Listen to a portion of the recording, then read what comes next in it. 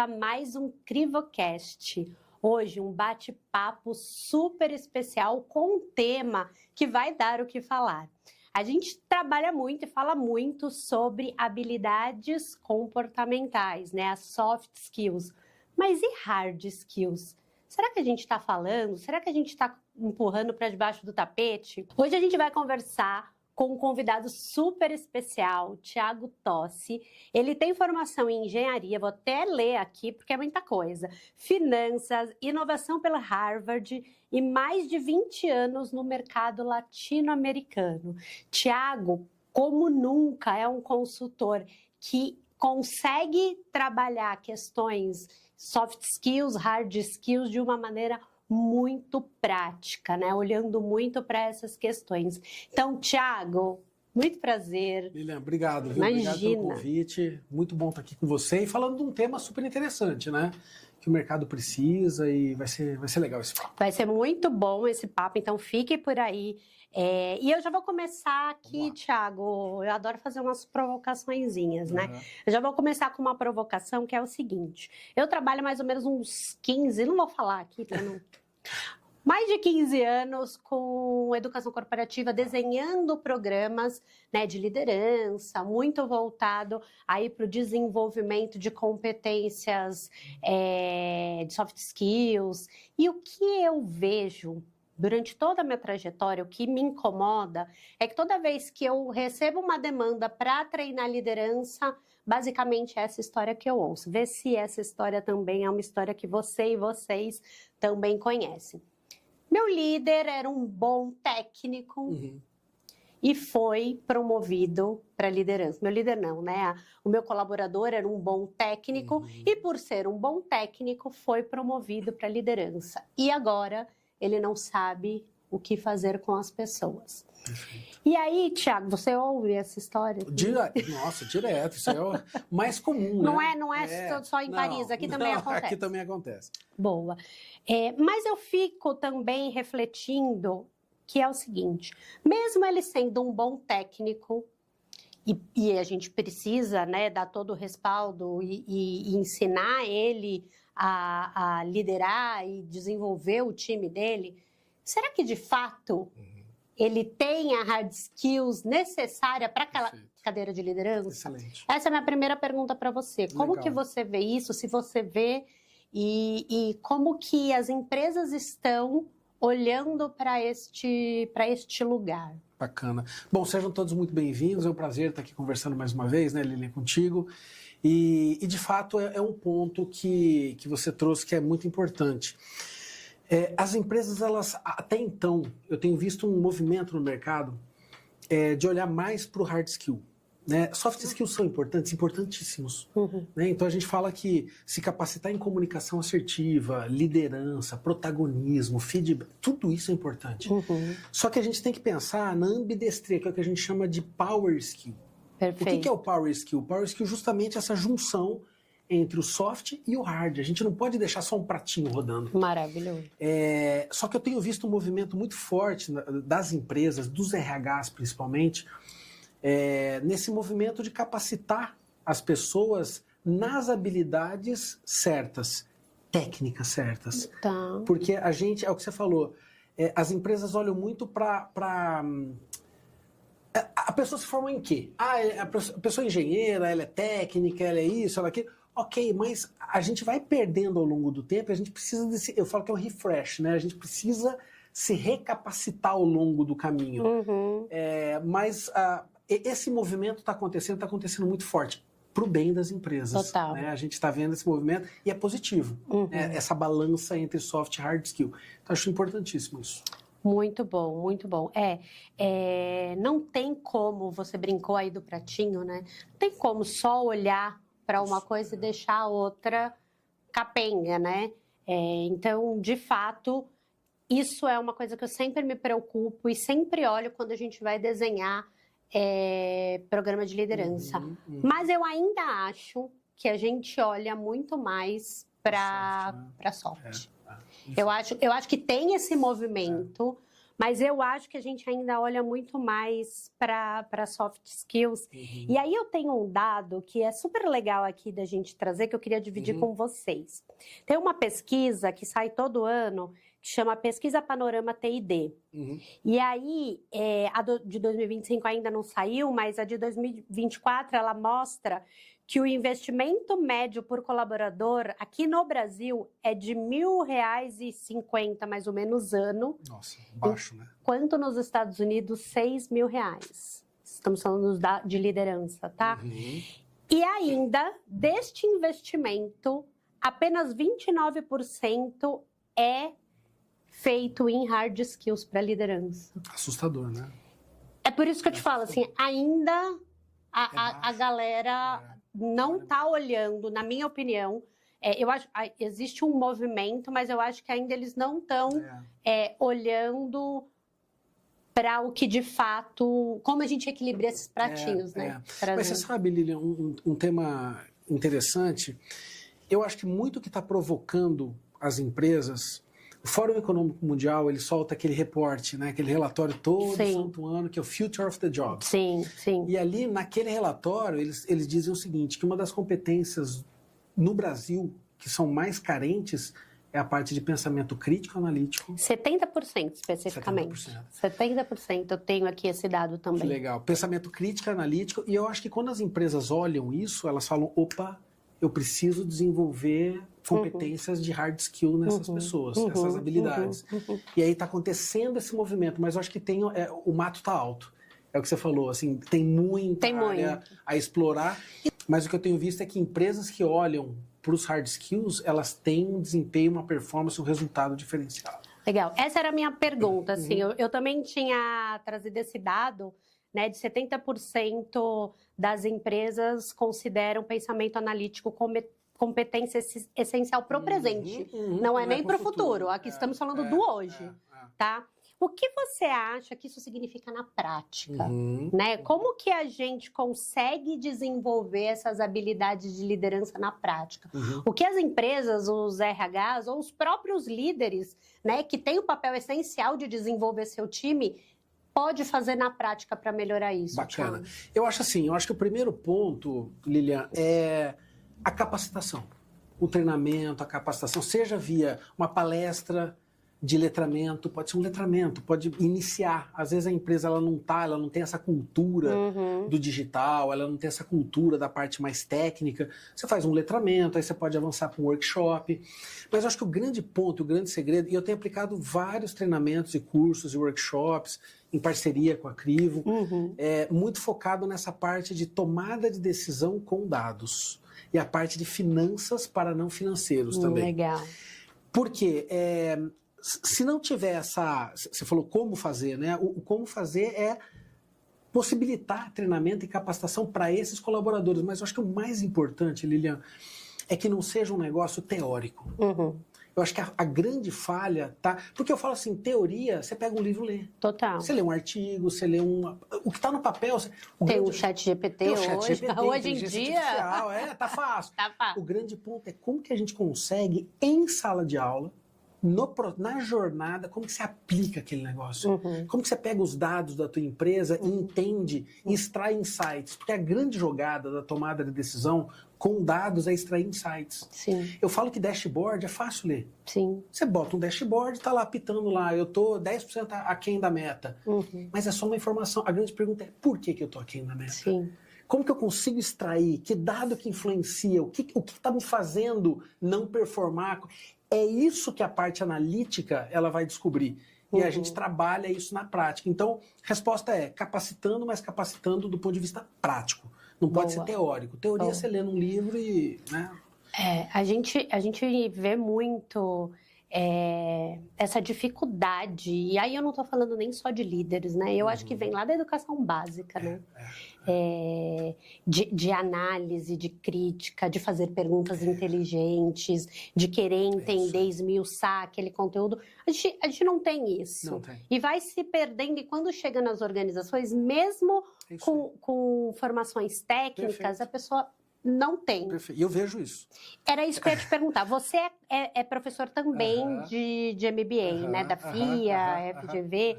Você vê isso lá na sala de aula? Direto. Você sabe, E essas pessoas estão nas empresas. E essas pessoas estão nas empresas. O que eu vejo é o seguinte, a gente tem, sem querer entrar em polêmicas aqui, claro, né? Mas a gente por favor, tem, não trabalhamos com polêmicas. Mas a gente tem, culturalmente, não é trabalhado nas escolas, na base, Sim. a parte de raciocínio lógico, a parte analítica, a parte de matemática. Nós não somos um país muito que trabalha esse Finanças lado. pessoal. Não tem isso, né? Deveria ter, por exemplo, eu acredito que deveria ter um módulo lá de finanças. Eu acredito que tem que ter finanças e inteligência emocional. Exato. Vamos fazer essa power skills acontecer na prática. Você tem soft e hard, perfeito. É isso. O problema é que a gente não tem isso. E aí, as crianças, né, elas vão avançando, chega ali ensino médio, tal, chegou na faculdade. Só que ela chegou com uma deficiência. E às vezes elas são empurradas ali naquele processo. E aí não chega preparado. E as empresas vão contratar quem? É esse profissional que está saindo desse curso. Né? Independente do curso, mas está saindo desse curso. E não está chegando preparado para o mercado. E ele precisa dessa qualificação pós, que abre essa oportunidade de capacitação, de treinamento, de workshops, etc. Mas de fato tem um gap muito grande. Eu gosto muito de dar o exemplo da Coreia do Sul. Eles deram uma virada justamente com a educação básica. Eles começaram a introduzir, eles começaram a trazer para o currículo temas como pensamento analítico, crítico, matemática forte. Tanto é que eles multiplicaram por 5, 6 o PIB. Isso em 15, 20 anos, só com educação. Então, olha o efeito de como você gera numa economia produtividade quando você acerta um tema educacional. Exatamente. E eu acho que o nosso trabalho é justamente isso, é fazer com que, mesmo que a gente trabalhe, né, ou pegue um grupo de pessoas que não estejam tão preparados, como que a gente consegue prepará-los para esse cenário aí e para os hard skills? Sim. E falando em dados, né, a gente ouve muito, precisa saber analisar dados, tem aqui esse relatório, como fazer o storytelling para dados, enfim. Mas será que as organizações sabem o que elas estão pedindo? Será que o próprio RH, e aqui eu vou fazer uma provocação para o RH, será que ele sabe como treinar e desenvolver essas competências? Porque dados é tudo, né, hoje em dia, em tudo. Então, como filtrar a isso minha aí, agonia né? é essa, assim, como que a gente coloca isso no dia a dia das pessoas? Perfeito. Não só em treinamento, em workshop, em palestras, mas como que a gente consegue trazer esse conceito para a mesa, assim? Acho que é uma questão cultural, Lilian. Eu vejo mais como uma cultura organizacional que a empresa ela começa capacitando. Eu não consigo ver outro caminho que não a capacitação. É evangelizar mesmo nesse sentido. Então, esse primeiro processo é de evangelização. É o letramento. E depois vira uma cultura. E aí as pessoas começam a respirar aquilo dentro da companhia. Porque as outras áreas, por exemplo, você começa com uma área de marketing, por exemplo. Capacita marketing. E isso eu tenho casos que a gente até estava conversando antes aqui, de algumas empresas que a gente trabalha e começa com marketing. Depois a área de TI fala, gostei. Depois a área de finanças fala, eu também quero. Planejamento estratégico quer, novos negócios quer. E aí você começa a incutir uma mentalidade de que todas as reuniões ou todas as discussões estratégicas, elas têm que ser baseadas em dados. E aí uma vez que isso aí entrou, vira modus operandi. Acabou. Então, acho que é isso. Acho que primeiro você faz o letramento, você faz com que as pessoas respirem e entendam a importância dos dados. E num segundo momento, é a cultura que já está inserida e a coisa roda na inércia. Já vai. Eu acho que tem algumas áreas que é mais fácil, né? Sim, Então, vamos falar de marketing, vamos falar de uma área comercial. Mas, por exemplo, um RH. Né? Como que o RH precisa, e ele está todo baseado ali, né, em people analíticos, não tem como. Para ele ser estratégico, ele precisa mergulhar. E Tóssio, eu vou te falar, a gente ainda vê a galera engatinhando nesse sentido. Assim, é é assustador. Lógico, tem empresas e empresas. Empresas que já estão nadando de braçada, mas tem ainda empresas que precisam mergulhar um pouco mais. E entender a importância, né? Eu acho que é a importância. Entender a importância. E ver que os dados eles estão aí para ser suporte. E você sabe que você trouxe um negócio interessante, Lida, porque eu acho que a área de RH é uma parceira de negócios dentro da empresa. Ela precisa ser. Ela precisa. Tem muita gente que olha RH ainda, que eu falo que está totalmente errado, como departamento pessoal. E não é. Não. RH é business partner. Eles são parceiros de negócio. Tanto é que se o RH faz uma boa jornada de liderança, um bom programa de desenvolvimento de líderes, um bom treinamento, capacitação nessa parte de letramento de dados, você consegue afetar positivamente o resultado da companhia. E partiu de RH. Às vezes a demanda não vem do comercial, a demanda não vem de marketing, mas a sacada do RH de falar o seguinte, eu vou capacitar as áreas para quê? Para que eu consiga trazer essa análise, essa tomada de decisão mais assertiva, esse resultado mais preciso. E aí ela faz um papel tremendo, né? Como parceiro de negócio e como parte da execução e da entrega. Da entrega. Da estratégia. Então, importantíssimo. Ainda estamos, eu acho que, engatinhando em alguns sentidos, mas algumas coisas já estão evoluindo. Ô Tossi, deixa eu te fazer uma pergunta, e eu gosto muito deste racional, né? Trabalhar finanças para não financeiro. Nossa, isso é fantástico. Em todo programa, vou te contar um segredo, assim, em todo programa que eu desenho, eu tento colocar um módulo ali de finanças, porque eu acho que o líder, ele precisa saber, ele precisa saber ler, ele precisa saber o que é um balanço, uma DRE, né? E as pessoas não sabem. Muita gente não sabe. Matemática financeira básica. Gente, sentou numa cadeira de liderança, não importa se é líder de operação, se é líder comercial, precisa saber. E aí, toda vez que eu coloco num programa de liderança, sabe o que acontece? Eu preciso cortar alguma coisa. E adivinha o que eles fazem? É impressionante. Aí eu queria ouvir de vocês, assim, de você, na sua experiência, assim, como que você trabalha esse tema? Porque, de fato, é assim, é um tema chato. Não é um tema para quem não... Ainda mais para quem é humanas, eu sou humanas. Então, matemática para mim sempre foi um problema. Mas eu tive que aprender. Quando eu sentei na cadeira de liderança, eu tinha 20 pessoas para liderar de times diferentes. Você tinha que saber. Eu tive que saber o básico, né? Não sou expert em matemática. Mas o mínimo eu fui atrás de... Como você trabalha isso para tirar também das pessoas esse, ai, matemática é chata, ai, finanças é chato, ai, eu não sei olhar uma planilha. Eu quero ouvir de você. Eu sei a resposta, porque eu já vi o Tossi trabalhando isso em sala, mas como que você trabalha com a galera? Bacana. Eu acho que o primeiro ponto que eu queria trazer para vocês aqui é o seguinte. O Rancharan, no livro dele do Pipeline de Liderança, ele diz o seguinte, que para a gente sair e fazer todo aquele caminho processo de transição lá em cima, você precisa colocar, eu falo que é uma caixa de ferramenta onde você vai colocando e vai aumentando o teu know-how. Colaborador individual para a primeira liderança, líder para líder até e blá, o blá, level. E nesse caminho, chega um momento que você obrigatoriamente tem que ter na tua caixinha de ferramenta um negócio chamado finanças. E eu falo o seguinte, que a maioria dos treinamentos que eu dou de finanças é de 8 horas o workshop. Lilian, eu garanto que em 8 horas a pessoa sai sabendo finanças. Ó, ele garantiu. Mas o próximo vai ser o workshop de 8 horas de finanças. Sai sabendo finanças. O básico. O básico. Então, por exemplo, uma leitura do balanço patrimonial, ativo, passivo, patrimônio líquido, o cara entende aquele negócio. Ele entende o que é um passivo circulante, ativo circulante, uma DRE. Quando você fala margem EBITDA, tem muita gente que não sabe o que é aquilo. E o cara aprende. Por quê? Porque a gente faz de um jeito contextualizado e prático. O negócio é eu falo que... Qual que é o sucesso dos treinamentos? É justamente a gente trazer a prática para o negócio. Então, falou de uma DRE? Pratica a DRE. Troca com o grupo. Faz um debriefing. Coloca dados reais. Esse é o grande ponto.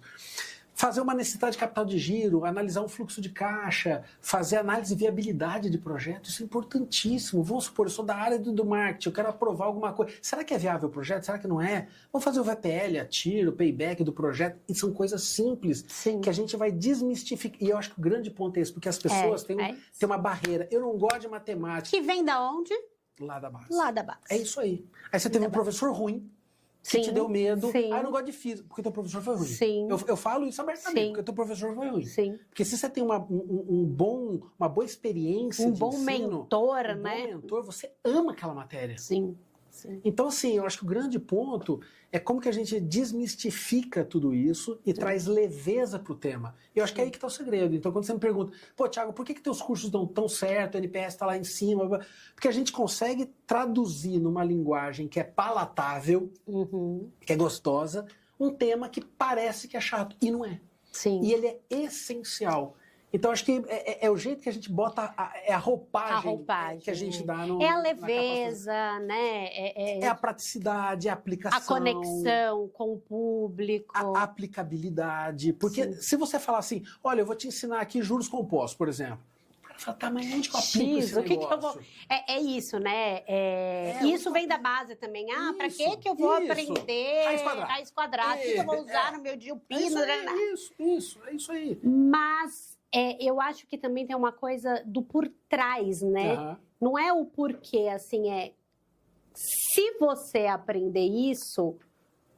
Deixa eu voltar ao meu raciocínio. Na verdade, é você conseguir desmistificar e mostrar para ele o valor disso no dia a dia dele. No dia a dia. Mesmo que ele não use isso, o raciocínio e a análise que ele vai fazer daquilo vai ajudar ele. Eu sou líder, eu não preciso saber do balanço. Mas quando for conversar com o financeiro, a tua conversa vai fluir muito mais fácil. Porque na hora que o cara soltar lá, a margem de contribuição, talvez muitos que estejam vendo aqui, quando eu falo, qual a diferença entre margem de contribuição, margem bruta e margem líquida? O cara já travou. Sim. E às vezes, nesse treinamento, o cara olha aquilo ali e fala assim, saquei. Sim. Já sei onde que eu vou aplicar esse negócio. Pô, vou fazer uma viabilidade de um projeto. Que ferramenta que eu vou usar para analisar esse projeto? Como que eu faço o cálculo da taxa mínima de atratividade? Como que eu leio uma DRE? Então, assim, são coisas que a gente sempre precisa trazer aplicabilidade. Se você consegue linkar a aplicabilidade, mesmo que a pessoa não use no dia a dia, mas ela consegue ter repertório. Ela começa a ter repertório para tomada de decisão. Para tomada de decisão assertiva. Muito mais assertiva. É isso aí. Né? Então, as pessoas precisam começar a entender que mesmo que ela não use aquilo, e isso vai internalizando de uma forma que ele começa a analisar. Putz, vou tomar uma decisão com base nisso muito mais assertiva, agora não é mais o tal do... Aqui é dados, é por isso, você consegue ter uma conversa com o seu financeiro, com o seu próprio líder, muito mais estratégico. Então, sim, gente, independente do nível de liderança, aí você trouxe o Rancharan, se você está lá no primeiro nível, lá em cima, minimamente você precisa... ter essa leitura, conhecer. E se você for avançando sem esse conhecimento, vai ter um momento que você vai bloquear. E você não vai conseguir andar nessa transição. Porque você precisa desse arcabouço de informação. Ou seja, tua caixa de ferramenta está faltando. Está faltando. Você fala, preciso da chave em inglês. Vamos supor que finanças seja a chave em inglês. Você tem? Não tem. Parou. Sim. Travou aí. Então é muito importante para o desenvolvimento fazer eu falo que é essa ambidestria, né? É tanto ter o soft skill, mas também trazer o hard skill. E eu acho que as empresas elas estão começando a olhar para isso com mais carinho. A gente tem aquela famosa frase, que é verdade, né? Todo mundo fala, mas é uma frase verdadeira, que é: as pessoas são contratadas por serem boas tecnicamente, mas demitidas pelo comportamental. É isso aí. Né? Isso acontece, de fato. Né? A gente também tem uma outra pesquisa de Harvard e Stanford, que 85% do sucesso profissional vem de habilidades humanas. Tá. Mas se eu não souber equilibrar, né? Se eu não tiver inteligência emocional, por exemplo, para olhar aquilo, para olhar os dados, para olhar aquela planilha, para eu conseguir ter uma tomada de decisão mais assertiva, se eu não conseguir me relacionar com outra área, chegar com finanças, vem aqui, tô com esse problema, vamos lá, né, um problema de comunicação. Nenhuma, eu tenho para mim que nenhuma das duas, ela fica, a balança fica penha, né? Então, eu acho sim que a gente precisa trabalhar a Power Skills de uma forma muito mais estratégica hoje. Isso aí. Você sabe, teve um caso, eu até vou trocar uma experiência que eu tive de uma empresa, eu não posso abrir aqui, obviamente, por uma questão de confidencialidade. Isso como consultor? Como consultor. Ou como... Tá. Como consultor. Teve uma empresa que me buscou e falou o seguinte, Thiago, só para vocês entenderem a importância de olhar para os dados, tá?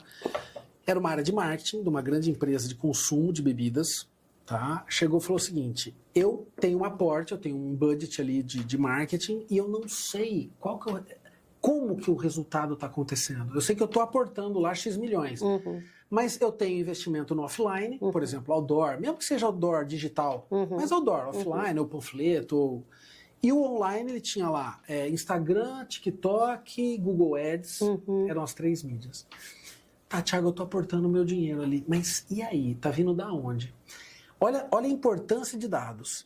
Quando a área de marketing começou a aprender a olhar para esses dados e extrair insights, porque o grande ponto é esse, Lilian.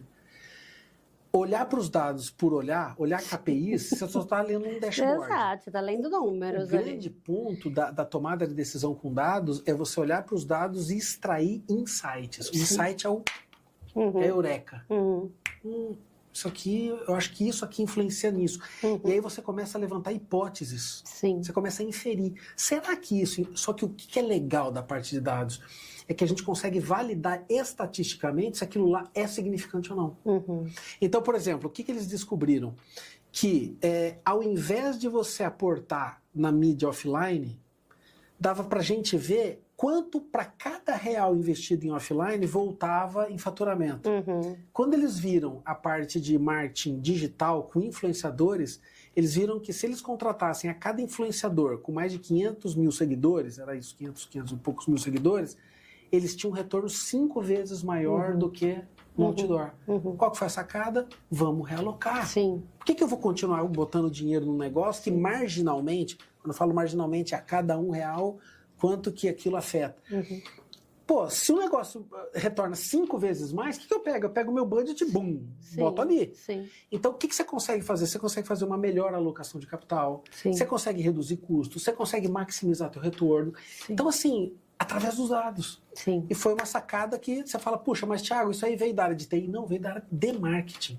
Eles se provocaram para entender. Isso a gente pode fazer um paralelo com a área comercial. Imagina o comercial entendendo a tendência de consumo, por exemplo, do teu cliente. Imagina a área de logística entendendo qual que é a melhor rota, qual que é o melhor caminho para fazer o frete, para redução de custo.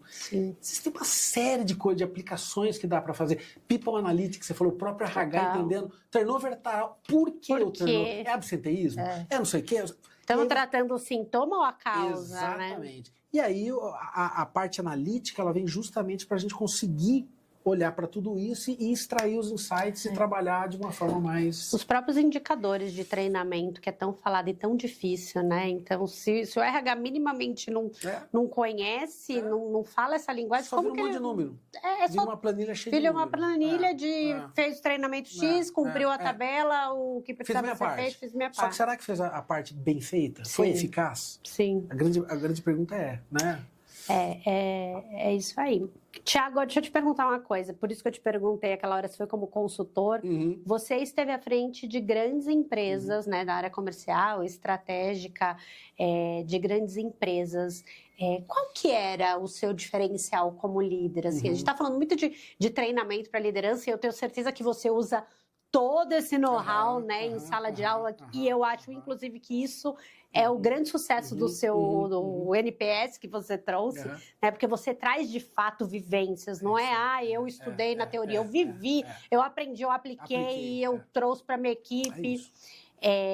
Conta um pouquinho assim do que você traz dessa sua experiência para a sala de aula. Bacana. E como você traz. Eu acho que o grande gap, Lilian, que eu vi é o seguinte: o que diferencia os líderes ou as líderes com L maiúsculo do L minúsculo, né? Eu acho que, geralmente, a liderança que não olha para dados, ela trabalha muito com achismo. Uhum. E aí que tá, essa é a grande diferença, é você sair do campo do achismo e você partir para o campo dos dados. De você pegar os dados, entender, você dá mais confiança para o teu time. Você faz com que o teu... Quando a gente fala um pouquinho de Lencioni, trazendo um pouquinho da base, que é a da pirâmide. Quando você trabalha com dados, você passa confiança para o teu time. Total. Você dá autonomia para eles. Você não precisa microgerir. Então, assim, você ganha essa base aqui para você construir até chegar lá no ponto que é resultados. Sim.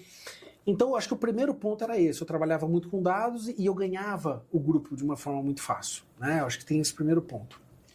O segundo ponto é não trabalhar com achismos. Eu não acho que, eu tenho certeza disso, ou mesmo eu não tenho certeza, porque parece um pouco soberbo quando você fala, eu tenho certeza. A gente não tem bola de cristal, mas você fica mais assertivo. A probabilidade do acerto é maior. A hipótese de você estar, né? Então, assim, eu posso errar? Posso, mas qual que é a probabilidade de errar? 20%, então, 80%. Então, poxa, tá mais pro meu lado do que não, né? Ou seja, eu tô acertando mais do que errando. Sim. Então, acho que é isso, você fica mais assertivo. Eu acho que o grande ponto é você consegue fazer um alinhamento da estratégia com as metas. Sim. Quando você vê a liderança que não trabalha com a parte de dados, com a parte analítica, tem uma divergência. É quando tem aqueles comentários internos assim, eu não sei o que está acontecendo, a gente estipula estratégias e parece que as metas não convergem. Você pode ver, tá no achismo, tá tateando no escuro, não tá conseguindo enxergar as coisas. É aquele líder que ele vai levando a equipe por, de repente, até ser bom em relacionamento, mas falta base, né? Falta o hard skill. Às vezes é uma pessoa muito boa é o que você falou, de trato, até de motivação, de engajamento, de inspiração, top. Mas daí quando entra na parte, porque a empresa ela quer resultados. A gente não pode fugir disso, a gente olha para... E eu acho que um time confia num líder quando ele é exemplo né, e dá resultado. Exato. Assim. Eu, por muitos anos, eu estive na área comercial como vendedora, né, como executiva de contas, e acabei migrando, né, saindo lá de colaborador individual e indo para a liderança. E era muito legal porque o time confiava em mim pela minha experiência. Perfeito. E mesmo, Thiago, que eu não soubesse ainda como fazer ali, né? Fazer as pessoas darem resultado, porque não é fácil. Não é fácil, gente. Não adianta falar que ser líder não é fácil. Não é trivial, né? Não é assim. Concordo. A minha transição de liderança não foi fácil, ainda mais porque eu assumi a liderança meses antes da pandemia. Nossa. Então, foram 9 anos na área comercial. E 8 anos destes, em primeiro lugar em vendas. O único que não foi quando eu engravidei, que eu me dei ao luxo de não estar. É bem interessante essa trajetória. E aí, quando eu assumi a liderança, eu lembro, gente, foi muito Foi 2020. Louco. Foi 2019, aí já teve em outubro de 2019. E aí eu tava com o time. Aí tem Natal, Ano Novo. Eu tava 3 meses. Fevereiro, COVID. Março, acaba tudo. Demite, e aí a gente trabalha com treinamento. A primeira coisa que cortou foi treinamento. Todo mundo viveu isso aqui. Nossa. Vai ter que demitir X% do time. Quem eram os X% do time? Meus pares. Meus pares de ano. Então, a minha liderança, a minha experiência disso começou assim, ó, nessa maluquice. Começou quente. Foi tiro, porrada e... Foi... Nossa Senhora. E não é fácil. Não é fácil porque inclusive quando você está muitos anos na cadeira.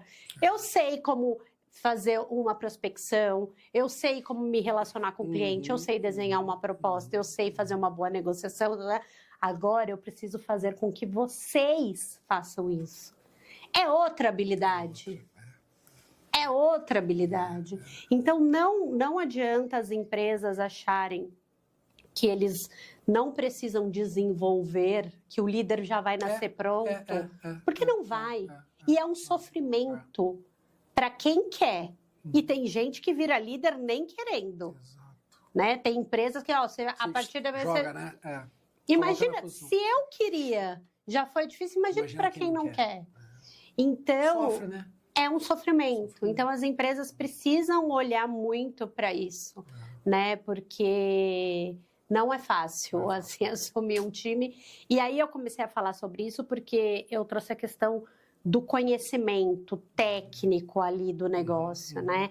Então, a minha equipe, meu time, mesmo sabendo que eu tinha acabado de assumir a liderança, que talvez eu não soubesse como fazer aquilo, eles confiavam muito em mim, porque sabiam que tecnicamente eu dava conta, né? E que eu podia ajudá-los, desenvolvê-los.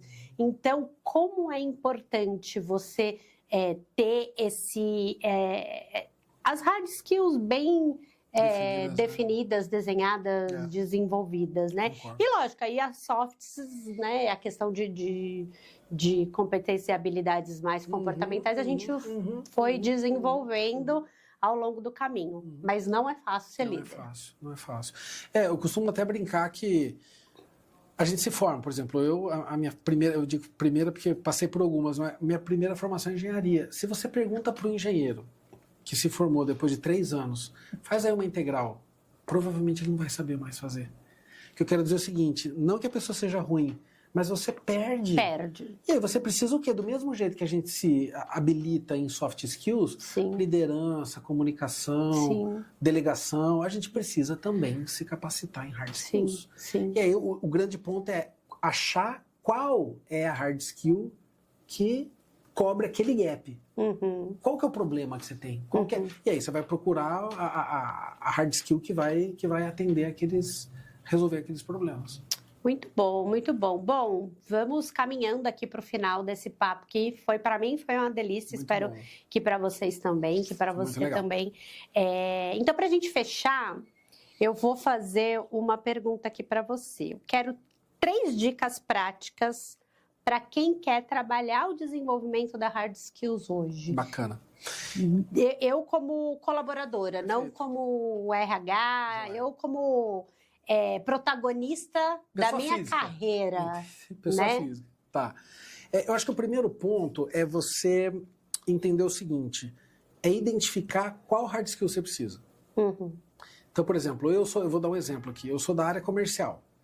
E aí eu acho que eu gostaria de entender previsibilidade do negócio, ou seja, quanto que eu vou vender? Tem ferramentas, pessoal. Total. Olha que doideira isso. Tem ferramenta de predição, análise preditiva. Aí eu vou estudar o quê? Ciência de dados. Então, primeira coisa é você identificar o quê? Identificar qual é a hard skill que vai atender aquela tua necessidade. Preciso de análise preditiva. E aí, hoje, com as IAs, ajudam bastante, porque mesmo que você não conheça, porque você não é obrigado a conhecer, você bota lá, tem um problema assim, qual hard skill que eu devo? E ele vai pegar e vai te dar a sugestão. Então, ali já abre para você um leque de oportunidades. Hoje em dia está muito mais Está muito mais fácil. O segundo ponto, se você trabalha numa empresa, eu acho que eu falo, entendendo de novo que os RHs, eles são business partners, eles são parceiros de negócios, provoque o seu RH. E o RH gosta de ser provocado. Muito. Não é, Lilian? Quando você conversa com os RHs, eles falam, mas às vezes o colaborador não vem. Chegue. Vá para o RH e fala o seguinte, poxa, por que a gente não faz um curso? Eles vão adorar. Você é líder. Exatamente. Eles gostam de escutar. Porque eles não têm bola de cristal para saber o que eu capacito agora. Daí ele fala assim, vou dar um treinamento de liderança e protagonismo. É legal. Só que às vezes não é aquilo que você está precisando. Então gere a demanda. Acho que o segundo ponto é gere a demanda. E o terceiro ponto é capacite-se em treinamentos e cursos que sejam práticos. Hard skill não, estou olhando para você, não pode ser teórica. Se for teórica, você pega um livro, você lê no ChatGPT, seja lá qual for. Ela tem que ser contextualizada. A pessoa precisa te entregar o quê? Prática. Precisa conectar. Você precisa ver o tema e, ao mesmo tempo, você precisa aplicar. Por exemplo, IA. IA é um tema hard skill. Poxa, eu vou aprender prompts. Você tem que escrever um prompt. Tem que ver aquele negócio rodando. Você vai fazer uma análise preditiva. Você vai rodar uma regressão linear. Já estou entrando aqui um pouquinho mais técnico. Mas pega uma base de dados... Não sei nem do que ele está falando. Pega uma base de dados e roda aquilo e fala, cara, olha isso. E as pessoas... Eu vejo isso nos cursos, Lilian. As pessoas brilham o olho porque a pessoa fala, cara... Porque fez sentido pro dia dela. Assim, cara, Agora eu entendi como que eu vou ligar isso nisso Com aqui. isso. E parece... Eureka! Amanhã eu vou chegar lá Parece que a pessoa colocou... Ó, que nem aquele livro do Guimarães Rosa, né? Que o menino coloca o óculos e enxerga... Sim, enxerga. Agora eu enxergo a vida. E as pessoas começam a enxergar de uma forma diferente. Sim. Então é isso. Eu acho que é buscar, primeiro, então, das 3 dicas. Primeiro, identificar qual a hard skill que você precisa. Segundo, provoque seu RH, vai, chega, gera demanda. E o terceiro, procure cursos, treinamentos, workshops que de fato sejam práticos. Boa. E aí o segredo... E aí o segredo prática, é você procurar a crivo. Isso, exatamente. É isso. Brincadeiras à parte, eu e o Tossi, a gente tem trabalhado em vários projetos muito legais, unindo inclusive as softs e a hard, que o Tossi é super especialista, inclusive em vários idiomas. Em vários idiomas, né? Espanhol, inglês e português. Eu e o homem é trilingue ainda, gente. É legal porque as empresas precisam, né? E aí, principalmente como a gente trabalha aí com empresas de todo tamanho, às vezes tem essa necessidade de atender mercado latino-americano, mercado internacional e a gente... A última entrega que nós fizemos, inclusive, foi Latam, né? Foi super legal. Foi um processo de cocriação da estratégia, né? Latam, e tinha gente de vários lugares. Bastante foi troca, muito legal. né? Muita troca, muita troca. Então, você que quer trabalhar hard skills com o seu time, você RH ou você líder, que quer sair ali dos conteúdos mais softs e ir para o hard, conseguir fazer uma análise crítica de uma forma prática, né? Levar realmente conteúdo prático para o seu dia a dia. Bora bater um papo com o Thiago Tossi, comigo, estamos super à disposição aí para a gente conversar e desenhar um projeto muito personalizado para você, tá bom? Bom, obrigada por terem ficado até o final desse bate-papo, foi incrível, Foi muito Tossi. bom, né? Gostei do papo também. Foi muito bom. Outros, né? Bora. E a gente quer fazer um evento presencial também, legal, né? Eu acho que trazer o público para mais perto e aí eles de fato... Né? Começarem a praticar e entenderem que no final do dia ele vai conseguir colocar em prática, vai ser muito legal. Então, aguardem novidades. Tossi, muito obrigada. Obrigado a todos que estão aí. Eu queria deixar uma frase de incentivo para vocês. Tem uma frase do Aristóteles, que ele diz o seguinte: somos o que fazemos repetidas vezes. A excelência, portanto, não é uma forma de agir, mas um hábito. Muito bom. Então, a capacitação, o treinamento, ele tem que ser... Não é um treinamento de workshop, não é um workshop, não é um curso, não é... É um processo, é um lifelong learning. É um lifelong learning. Então, é um aprendizado contínuo, é isso aí. Como tudo na vida, né? É um processo. É isso aí. Obrigada, Tossi. Eu que agradeço. Até mais, um abraço. Tchau, tchau.